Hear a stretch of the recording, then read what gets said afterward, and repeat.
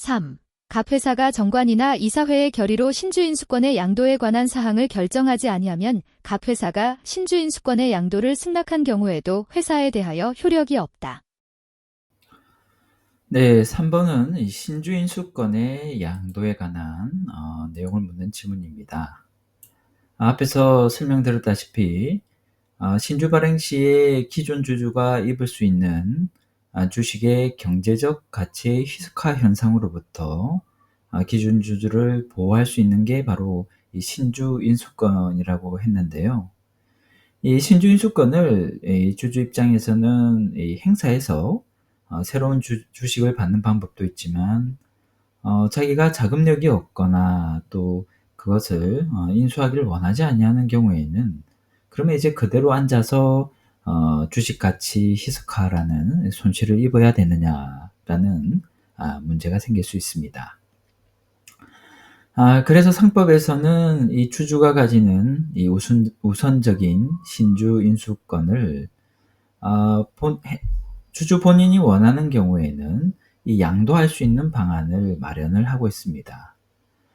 그렇다면 그렇게 해준다면 주주 입장에서는 그 양도 대가를 가지고 기존 주식의 가치가 희석되는 손실을 이제 만회를 할 수가 있겠죠. 특히 신주인수권을 받아서 새로운 주식을 가지고 싶지만 그 주식 자체에 대한 자금이 없어서 신주인수권을 행사하지 못하는 주주에게는 이 신주인수권의 양도가 굉장히 유용한 수단이 될 수가 있습니다. 그래서 상법 제416조에서는 이 신주인수권의 양도에 관한 사항을 신주 발행 당시의 이사회에서 정할 수 있다라고 되어 있습니다. 이것이 말하는 것은 결국 신주인수권의 양도가 처음부터 허용되는 것은 아니고 회사에서 그것을 인정해 주는 경우에는 이사회 결의에 의해서 양도가 가능하다라고 이해를 할 수 있습니다. 다만 한 가지 유의할 점은 이 신주인수권의 양도는 우리가 이제 민법에서 보는 채권 양도처럼 그렇게 자유롭게 권리 양도를 할 수 있는 것이 아니고 원칙적으로 이 신주인수권 증서라는 것을 통해서만 해야 된다. 그래서 이 신주인수권을 양도할 것 같으면 양도하는 것을 회사가 허용할 것 같으면 회사는 420조에 의해서 신주인수권 증서를 발행을 하고 이 발행한 인수권 증서를 받은 주주는 자기가 신주인수권을 행사하지 않고 양도하고 싶은 경우에는 이 증서를 양수인에게 교부해서 양수도가 이루어진다. 이렇게 이해를 할 수 있겠습니다. 그리고 이제 신주인수권 증서를 이제 발행을 하는 입장에서는 신주 발행하는 모든 것에 대해서 발행하기는 좀 곤란하잖아요. 그래서 양도를 원하는 주주는 또 일부이니까 그 양도를 원하는 주주가 신주 인수권 증서를 발행해 달라라고 청구할 때 거기에 대해서만 이제 발행해 주겠다라는 내용을 또 이사회 결의 시에 집어 넣을 수 있습니다. 이런 식으로 해서 이제 이루어지는데요. 주식이 공개된 시장에서 유통되는 이 상장 회사 같은 경우에는 이 주주 배정으로 신주를 발행할 때는 의무적으로 신주인수권 증서를 발행을 해야 됩니다. 이렇게 이사회가 할지 말지 결정할 수 있는 것이 아니라 상장회사에서는 일단 주주 배정 방식을 채택한 경우에는 신주인수권 증서를 의무적으로 발행을 해야 된다. 이제 그런 부분도 있는데 이제 참고 삼아라 두시면 되겠습니다. 근데 이제 문제는 회사가 이사회 결의를 하면서 기존 주주의 보호 수단으로 굉장히 중요한 이 신주인수권 양도에 관해서 아무런 이제 결의를 하지 않은 겁니다. 만약 이사회 결의를 하지 않아도 이제 정관의 규정이 있으면 이게 이제 또 신주인수권 양도에 관한 뭐 증서 발행이라든지 그 절차에 대해서 밟아야 될 업무가 생기는데 정관에도 없고 이사회도 없으면 그러면 기존 주주들은 신주인 수권 자기가 가지고 있는 것을 아예 양도를 못하느냐. 이제 이 부분이 생기는데요. 여기에 대해서 대법원은 이 신주인 수권 양도를 정관이나 이사의 결의를 통해서 이 자유롭게 결정할 수 있도록 하고 있지만, 이것은 어떻게 보면 다른 어떤 양도자처럼 강한 규제를 하는 부분이 아니다. 그래서 신주인 수권 양도에 관한 내용을 회사에서 정하지 않았다 하더라도 이 신주인 수권 양도가 전혀 허용되지 않는 것은 아니고, 회사가 나중에 깜빡했는데 양도해도 돼, 이렇게 양도를 승낙한 경우에는 채권 양도와 같이 양도가 자유롭게 이루어질 수 있다라고 이제 판단을 내립니다. 4. 갑회사는 제3자 배정에 의한 신주 발행의 경우에도 이사회 또는 주주총회에서 결정한 신주의 종류와 수, 신주의 발행가액과 납입기일, 신주의 인수 방법을 그 납입기일의 2주 전까지 주주에게 통지하거나 공고하여야 한다. 네, 4번 질문은 이제 저희가 신주를 발행할 때 여러 가지 통지 공고 절차가 나오는데, 이 제3자 배정에 있어서 어떤 통지 공고 내용이 어떻게 되느냐를 물어보는 문제입니다. 이것은 이제 제3자 배정만 따로 세서 이제 생각을 하면 조금 이해가 어렵고요. 본문도 조금 복잡하게 되어 있습니다. 그래서 일단 원칙적인 주주 배정에서는 어떤 통지와 공고가 필요한지 먼저 살펴보겠습니다. 주주 배정을 하게 되면 먼저 신주인 수권을 가지는 기존 주주에게 우리가 앞으로 신주 발행을 할 것이다. 그리고 신주 발행에 따라서 일정한 날을 정해서 이걸 이제 배정 기준일이라고 하는데요. 이 배정 기준일에 주주 명부상의 주주한테 우리가 신주 인수권이라는 걸 줄 것이다라고 안내를 하게 됩니다. 그리고 만약에 신주 인수권을 양도할 수 있다면 그런 사항까지 포함을 해서, 그래서 사전에 주주 배정에 관한 안내를 주주들에게 하게 됩니다. 그리고 그런 안내는 이제 공고를 통해서 하게 되고요. 그리고 이제 중요한 주주들의 신주인 수권에 대한 이제 아주 중요한 내용에 대해서는 통지를 하게 되게 되는데요. 어떤 내용을 통지하게 되냐면, 당신이 기존 주주로서 신주인 수권을 가지게 되는데, 이것을 행사를 한다면야 주식을 배정하고 그렇게 하나하나 스텝을 밟아가겠지만, 만약에 당신이 우리가 정한 이 청약기일이라는데, 청약을 할 수 있는 기일까지 인수의 청약을 하지 아니하면 당신의 신주인 수권은 날아간다, 권리를 잃는다 라는 뜻까지 통지를 해줘야 됩니다.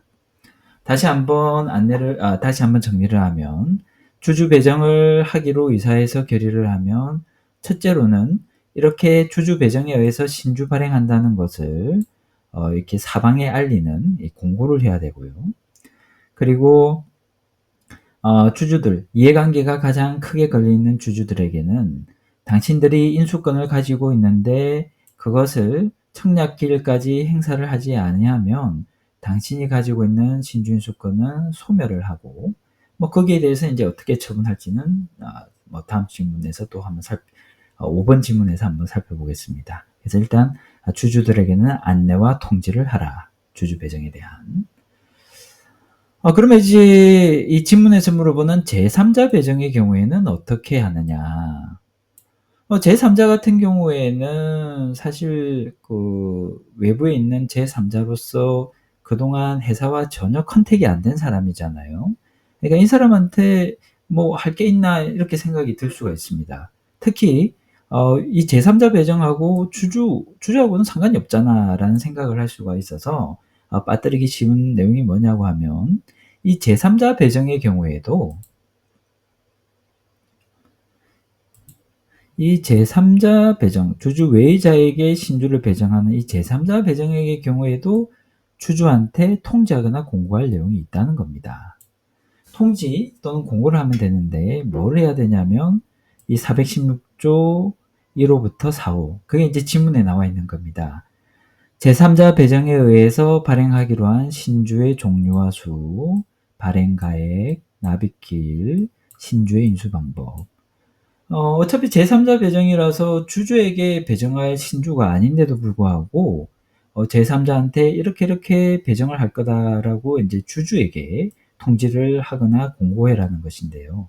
이것은 왜 이런 조항을 뒀냐고 하면 주주로서는 이 제3자 배정에 의해서 이해가 대립이 되죠. 자기가 가진 신주인 수권을 제3자에게 양보하는 결과가 되기 때문에 이렇게 양보할 만한 정당한 이유가 있느냐.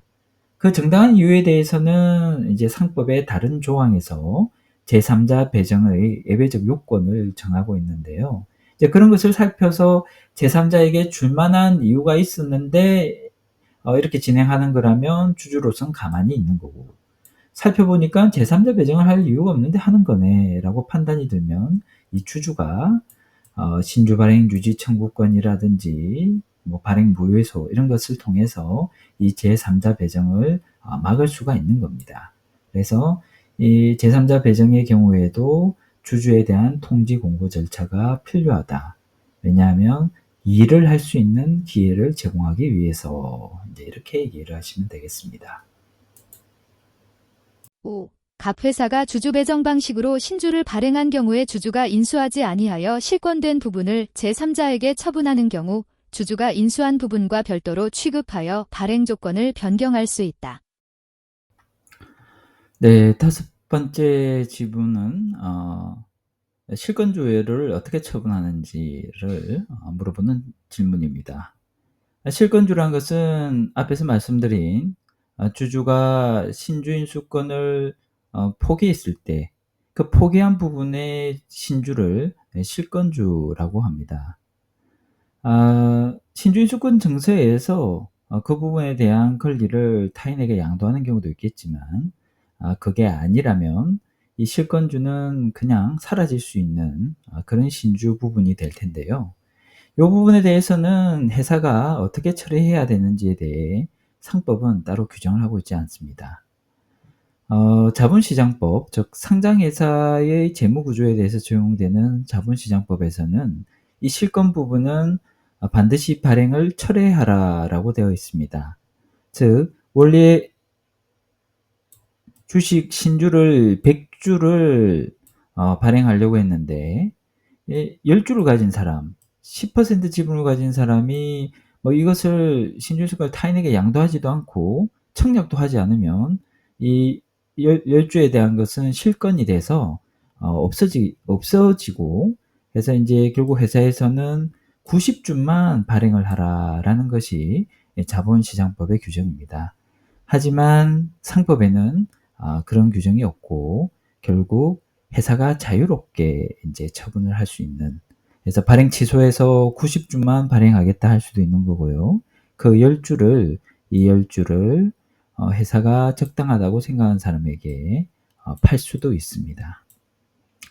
그래서 이제 이런 법리를 확인한 것이 대법원 2010타 49380 판결인데, 여기에서 인수가 없는 부분, 즉 실권주는 제3자에게 처분할 수 있다라고 규정을 하고 있습니다. 인수권을 잃은 주주가 인수권을 잃은 인수가 없는 부분, 이게 실권주죠. 그런데 이제 의문스러운 게 뭐냐고 하면 이 자유롭게 처분할 수 있으니까 원래 기존 주주 A한테 갔어야 될 거를 다른 C한테도 줄 수 있다. 아니면 D한테도 줄 수 있다. 이것은 해석이 되는데, 그럼 C나 D에게 자유롭게 처분한 그 실권주에서 이 자유롭다는 내용이 발행 조건까지도 자유롭게 정해서 그 사람에게 넘겨줄 수 있느냐라는 의문이 있는 겁니다.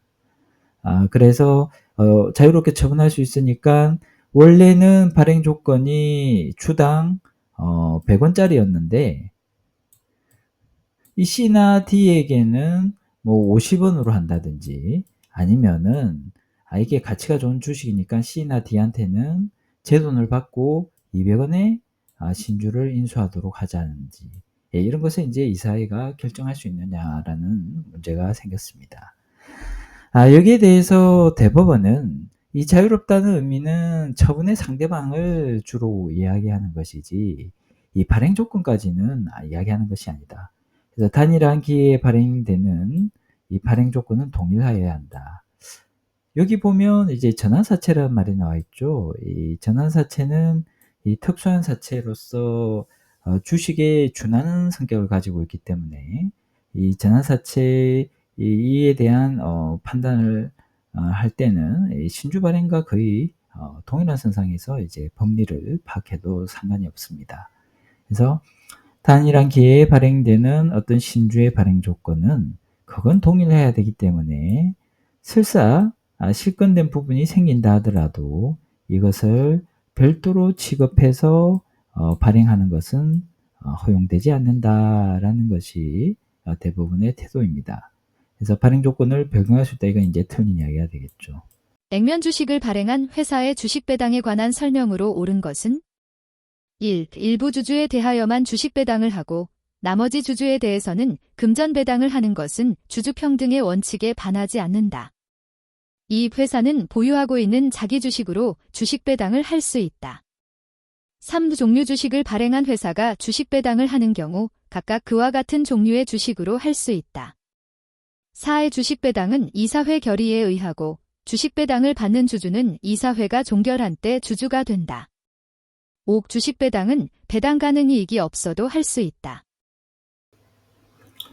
네, 44번은 주식 배당에 관한 문제입니다. 주식 배당이라는 것은 금전이 아니라 새로이 발행하는 신주로서 주주들에게 배당하는 것을 의미합니다.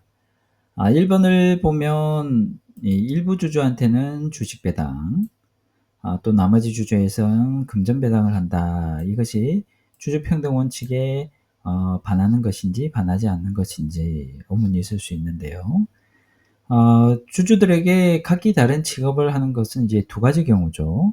첫째는 그 주주 중에 한 편이 종류 주식을 가지고 있을 때, 그러면 나머지 주주와 다른 취급을 할 수 있습니다. 그리고 또 한 가지 그 개별적 취급을 할 수 있는 이유는 합리적인 이유가 있으면 그런 거죠. 근데 직무상으로는 뭐 합리적으로 차별을 할 필요성이라든지 이것이 이제 종류 주식이다라는 그런 전제가 없기 때문에 결국 이제 보통주라든지 같은 종류의 주식을 전제로 한다면 일부와 다른 일부를 다르게 취급하는 것은 이 주주평등 원칙에 반한다고 봐야 될 것입니다. 그리고 이번 질문은 회사는 주식 배당을 할 때 자기 주식으로 할 수 있다라고 되어 있는데요. 462조의 2를 보면 이 새로이 발행하는 주식으로 주식 배당을 한다고 되어 있습니다. 그래서 우리 법 체계에서는 자기 주식과 새로운 신주를 구별을 해서 신주로 배당하는 것은 주식 배당, 자기 주식으로 배당을 하는 것은 무엇이냐 하면 현물 배당이라는 또 제도가 있습니다. 현물, 실제 존재하는 어떤 물건이란 자산이란 뜻이죠. 그래서 자기 주식은 현물 배당의 대상이다. 이렇게 생각하시면 되겠습니다. 세 번째는 종류 주식을 발행한 회사가 주식 배당을 하는 경우에는 그와 같은 종류의 주식으로 할 수 있다라고 되어 있는데요. 이게 무슨 이야기냐고 하면은 어떤 회사가 주식이 두 가지로 구성이 되어 있습니다. 보통주, 우리가 일반적으로 말하는 주식이죠. 그리고 우선주.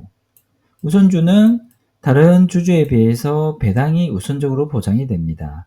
더 많은 배당을 준다는 이야기는 아니고 배당의 순서에 있어서 우선주주가 더 선순위에 있다는 이야기입니다. 이런 구조에서 주식을 배당할 때 보통주주에게는 보통주를 주고, 그리고 우선주주에게는 뭐라고 쓸까요? 우선주주에게는 우선주를 주고 이렇게 배당을 할 수 있다는 겁니다. 어떻게 보면 그렇게 하는 게 오히려 맞는 거 아니라는 생각이 들 수 있지만 이제 여기와 관련해서는 이 주식 배당의 본질에 관한 어떤 학설 대립을 조금 이해해 둘 필요가 있습니다. 주식 배당이 이익 배당이냐 주식 분할이냐라는 이제 학설 대립이 있는데요. 이익 배당이라는 것은 주식 배당이라고 해봐야 돈 대신 주식을 주는 거니까 배당이 하나다 이렇게 이제 보는 거고요. 주식 분할은 배당하고는 좀 특성이 다르다는 겁니다. 배당이라는 것은 회사가 벌어들인 이익을 이 구성원들에게 분배를 해주는 건데요. 이 주식 배당은 말이 주식을 분배해 주는 거 아니냐라고 생각할 수도 있겠지만은 이 주식이 거의 명목적이라는 거죠. 돈을 받으면은 이 주주는 그것을 다른 소비에 활용하거나 저축을 할 수도 있는 건데, 주식을 받으면은 그 주식에 상응하는 주금, 납입 자본은 누구한테 있습니까? 투자자들의 손에 분배된 게 아니라 여전히 회사에 이 납입 자본으로 묶여 있죠. 그에 이제 대응해서 주식이 투자자들 손에 있지만 이걸 가지고 뭘 하겠냐? 좋은 주식이라면 제3자에게 갖다 사는 방법이 있지만, 일단은 지금 현상을 봤을 때는 주주들의 돈이 주주들이 받아야 할 배당금이 주주들의 손에 오지 않았다. 그러니까 배당이 아니다. 그냥 무상증자라는 것을 해가지고 그냥 거기에 대해서 이제 주식을 쪼개서 주는 것에 불과하다라고 생각할 수도 있습니다. 그렇다면 이제 주식 분할설에 할 것 같으면 주식 배당이라는 것은 원래 기존 주주가 갖고 있던 주식을 그 종류별로 쪼개가지고 주는 거라고 하니, 이제 이 3번 지문, 우리가 조문상으로 보면 이 462조의 2항, 회사가 종류 주식을 발행한 때에는 같은 종류의 주식으로 주식 배당할 수 있다. 이게 주식 분할설에 의해서는 논리적으로 일관된 결론이 되고요. 이익 배당설에 하면 현금 대신에 주식을 주는 거잖아요. 그러면 같은 종류, 보통주를 줄 것 같으면 보통주주, 우선주주한테 다 보통주를 줘야 되겠죠. 돈을 줄 때 보통주주한테는 돈을 주고 우선주주한테는 또 다른 걸 주고 이렇게 하진 못한다고 해야 하지 않습니까? 그것처럼 주주한테 보통주를 준다면 우선주주에게도 보통주를 줘야지 1번에서 이야기하는 것 같은 이 주주평등 원칙에 맞습니다. 배당이니까요. 배당은 같은 걸 줘야 되니까. 그런데도 이렇게 누구한테는 보통주, 누구한테는 우선주를 준다. 이익 배당설에 의해서는 설명이 안 되지만 그냥 이것은 각 보통주, 우선주주 이 사람들의 선호, 보통주를 가진 사람은 보통주를 좋아할 것이고 우선주를 가진 사람은 우선주를 좋아하는 사람 아니겠냐 해서 정책적으로 462조의 2항을 두었다, 이렇게 이해를 하게 됩니다. 그리고 이제 4번인데요.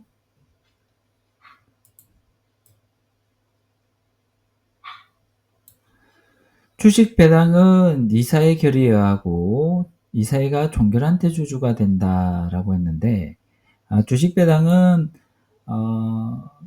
배당의 하나니까 배당은 어디에서 하죠? 주주총회 결의에 의해서 배당을 하죠, 원래. 그래서 원칙적으로는 이 주주총회 결의에 의해서 주식 배당도 해야 됩니다.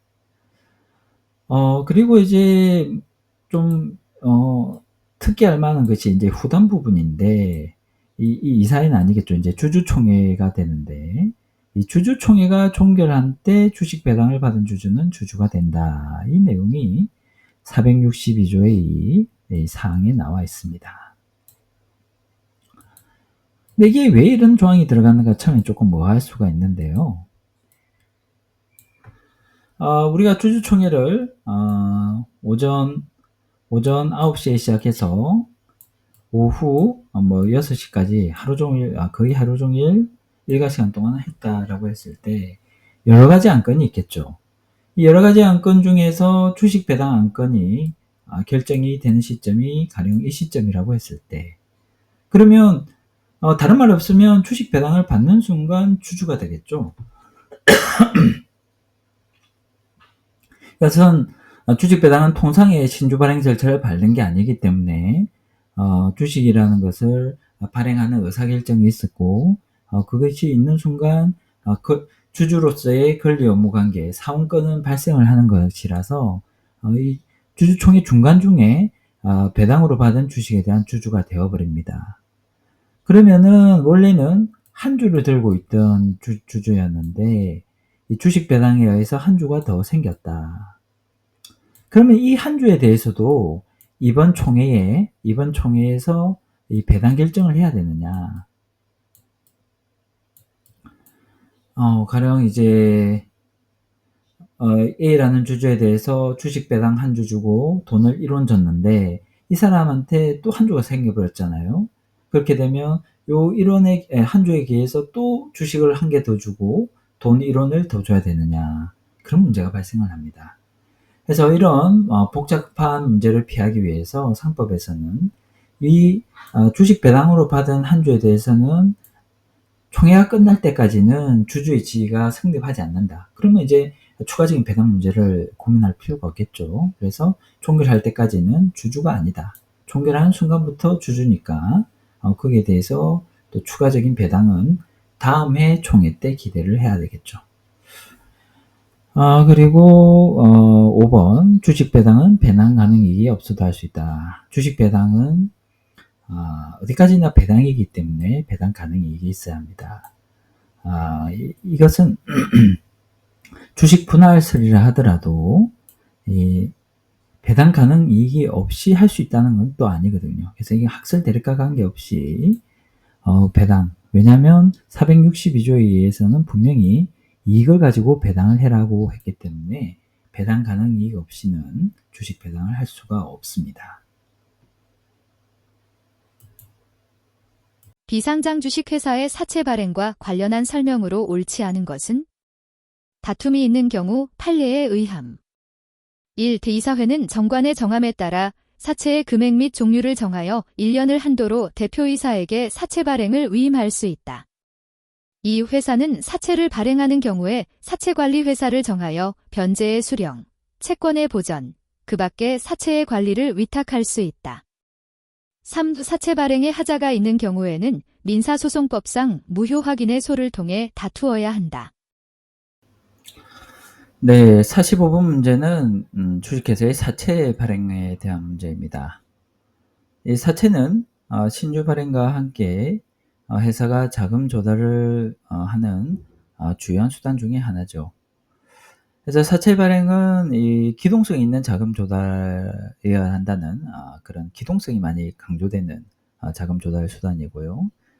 그래서 사채 발행은 신속하게 이루어질 수 있도록 원칙적으로 이사의 결의에 의하되 이것보다도 더 속도를 높일 수 있는 방법을 이제 대표이사에게 위임하는 방법으로 규정을 하고 있습니다. 그래서 이사회가 원칙적인 사채 발행 권한을 가지고 그 권한을 다시 대표이사에게 위임을 해서 기동성 있는 자금 조달을 가능하게 한다라는 것이 이제 큰 흐름이라고 할 수 있습니다.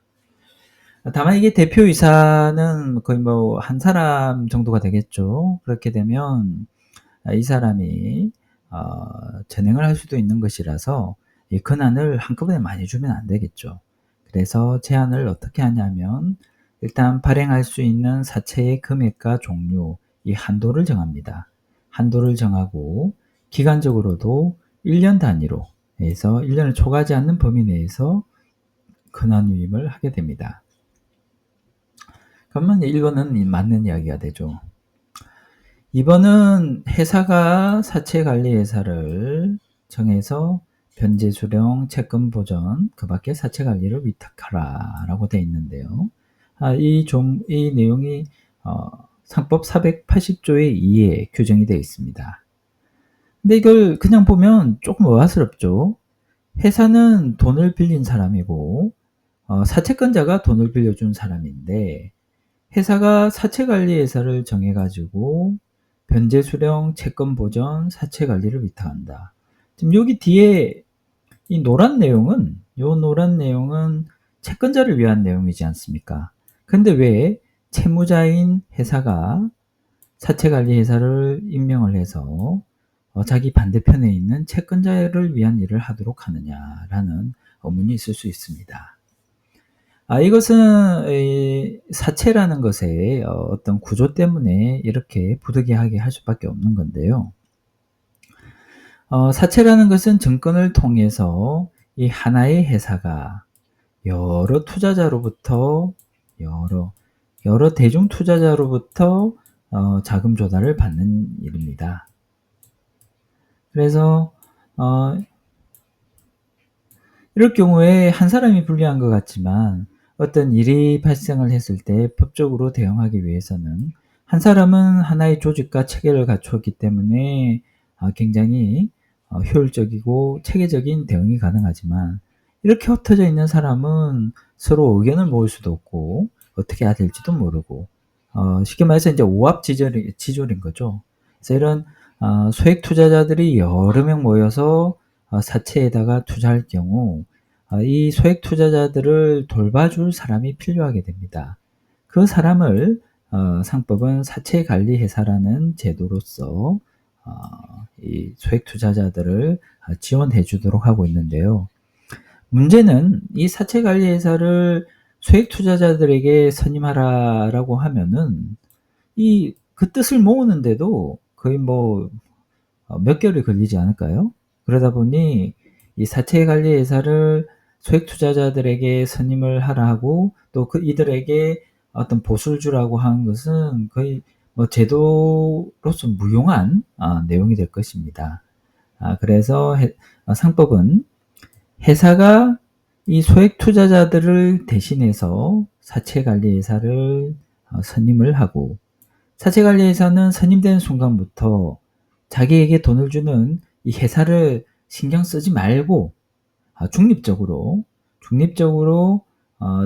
지위에서 오히려 사채권자들을 위해서 여러 가지 관리 업무를 한다. 그래서 사채관리회사의 법적 지위는 회사의 수임인이 아니라 민계약 측면에서 보면 수임인이지만 업무 측면에서 보면 사채권자들을 위한 것이기 때문에 이 사채관리회사를 채권자를 위한 법정 대리인으로 보게 됩니다. 그래서 일을 잘할 업무가 누구에게 있다? 누구에 대해서 있다? 사채권자에 대해서 있다. 돈은 비록 회사에 대해서 받지만 그 사람들이 향하고 있는 것은 사채권자다. 이렇게 이제 제도를 이해할 필요가 있습니다. 사채 발행의 발행 절차에 뭔가 문제가 있거나 발행의 내용에 어떤 무효 원인이 있는 경우 이때 다투어야 되는데요. 신주 발행 같은 경우에는 신주 발행 무효의 소라는 것을 두고 그 제소기간이라든지 또 원고 적격이라든지 이런 것을 법에서 명시를 하고 있는데 희한하게도 이 사채에 대해서는 법에 사채 발행 무효의 소라는 제도를 두고 있지 않습니다. 그러면 사채 발행에 뭔가 문제가 있을 때, 무효원이 있을 때 어떻게 해야 되냐라는 의문이 생기게 되는데요. 사채는 크게 일반 사채와 특수 사채로 나눌 수 있죠. 특수 사채의 대표적인 예가 전환 사채와 신주 인수군부 사채가 될 겁니다. 요 뒤에 있는 이 둘을 왜 특수 사채라고 부르냐면 이 사채는 일평생 동안 사채로서 살다가 죽는 것이 아니라 사채권자가 전환권을 행사하거나 또 사채에 붙어 있는 신주인수권부 신주인수권을 행사를 하면 사채가 주식으로 다시 태어나거나 아니면 자기의 쌍둥이로서 오히려 사채의 쌍둥이로서 주식이 생겨나는 일환성 쌍둥이가 되겠죠. 이런 특이한 주식과 연계되는 사채입니다. 그래서 주식 연계 사채를 특수사채라고 하는데 이 특수사채는 주식과 연계되어 있기 때문에 이 사채를 전환해서 주식을 만든다는 것이 신주 발행과 거의 비슷한 의미를 지니게 되죠. 그래서 전환사채 발행에 대해서는 신주 발행 무효의 소를 유추 적용할 수 있다라는 것이 대법원의 확립된 판례입니다. 그 법리는 신주 인수권부 사채에서도 마찬가지입니다. 그래서 이 특수사채에 대해서는 하자를 어떻게 다툴지 큰 의문이 없는데요. 일반 사채에 대해서는 지금 대법원 판례도 나와 있지 않고 그렇다고 상법에는 더더욱 명문의 규정이 없기 때문에 이것을 어떻게 해야 되냐라는 것이 문제되고 있습니다. 혹자는 학자 중에 어떤 분들은 일반 사채도 증권의 형태고 주식도 증권의 형태로 발행이 되니까 이 증권이라는 면에서 유사하지 않느냐, 또 다수의 투자자로부터 돈을 끌어들인다는 구조는 비슷하지 않느냐라는 생각에서 일반 사채에 대해서도 신주 발행 무효의소를 제기할 수 있다라고 말하는 분도 있는데, 그건 어디까지나 지금 학술상의 이야기고요. 실무상으로는 상법에 특별 규정이 없으니까 소송에 관한 일반법인 민사소송법으로 가서 우리가 흔히 알고 있는 확인의 소송, 확인의 이익이 있으면 누구든지 별도의 제소기간에 제한 없이 제기할 수 있는 민사소송법상의 확인 무효 소송을 통해 가지고 다투어야 되지 않겠냐라고 어느 정도 논의가 되어 있습니다. 사실 3번 같은 경우는 약간 좀 애매한 측면이 있죠.